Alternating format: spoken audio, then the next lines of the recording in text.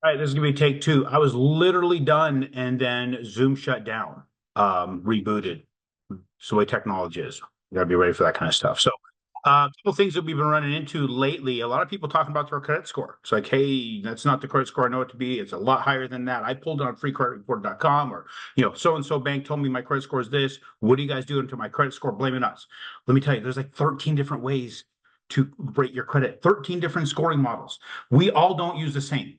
We in the mortgage industry use what's called FICO Classic. And there's three different models that we use. There's FICO 2, 4, and 5 that we use. Those are the ones that are being used presently between the three different bureaus we pull. So when we pull a tri-merge, we're going to use the middle score of those three.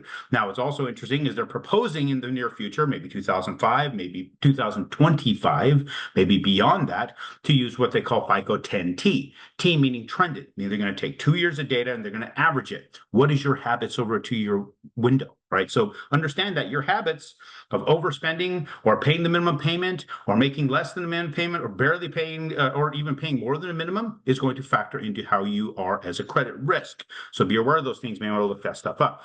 But right now, what makes up your credit score? It's 5 different things to make up 100% on your credit score. Payment history is 35%. That means 65% of your score is not how you make your payments. That's only 35% of it. The other is utilization. What percentage of the available credit to you are you using?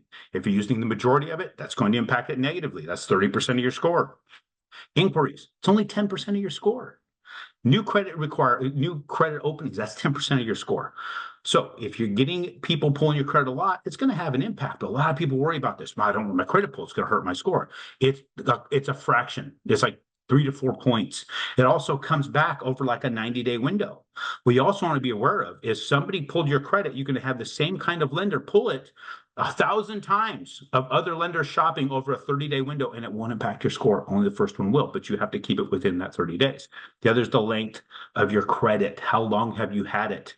If you're canceling old accounts and putting on new ones, that's going to impact you negatively. And that's 15% of your score. And the rest is types of credit. What kind of credit are you getting? Is it a lot of credit lines? Is it in-store credit? You got to understand that different types will have an impact. What those do, I don't know specifically, but that's 10% of your credit score as well. So be aware of what happens with your credit, and having your credit pull is really not a big deal. Now, the 2025 proposal that's out there, there's going to have two different types of scoring models. You got FICO, which is Fair Isaac Credit Company, which is what we use now. That's the FICO score models. Then they have Vantage scores, which is owned by the credit bureaus themselves. There's going to be 6 types of scores that's going to be averaged. It's going to make credit reports really expensive. They're already very expensive. They're going to get increasingly expensive. So know that. Be aware of those things coming forward. The other thing that's getting asked a lot right now is what's going on with the rates. Now, the Fed dropped the rate. Fed dropped the rate. Rates are lower. Can I relock? Didn't have the effect you think it had, guys. It was already built in. They believed the Fed was going to drop the rates. It was already anticipated. So let's take a look. I'm going to zoom in on it so you can see what happened. How much impact did it really, really have? So this is today. This is where we are right now. This is yesterday when the Fed came out and announced it. We peaked up here, but we dropped down here. We're down inside this window, this line, this ceiling that I had drawn before. The day before, we were pushed up. People were waiting to see what was going to happen.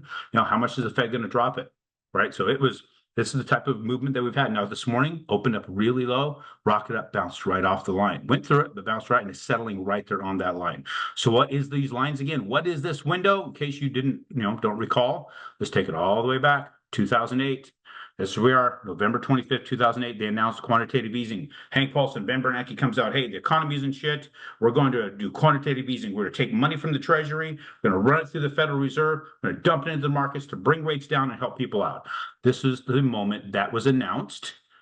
This is the peak trading of that day, the peak value of the security, bottom value of the security way down here, but it settled here. This is the total value of the security from that full trading day, which is the same window.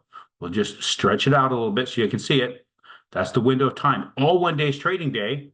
When you go back to today, it shows you what we have in the value of that same trade window. That's how much. So it got into this trade window August 24th. That was when, August 2nd, 2024. We had the stock market take that big beating. Next day, it retreated back, went back below this, hammered on it, broke into it. But this is the total value of that same day's trading, all within 6th of August, up until now. That's all of that trading. So that's the value of the security. What does that mean for you guys to understand the value of security? Anybody who puts their money into that, that's the amount of people that feel that it's worth putting their money in there to get the rate of return they're getting today. That's not worth much more than that. There's not more people, more money willing to go into that. They wanted to put somewhere else for other diverse investment.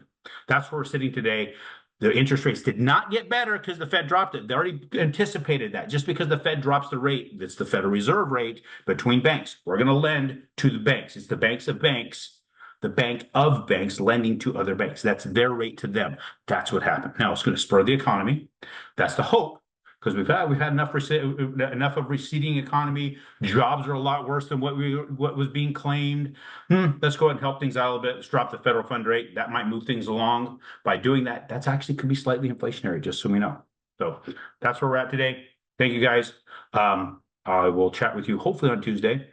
Today being Thursday, odd day for me, but I recorded on Monday and I won't have availability tomorrow. So thank you.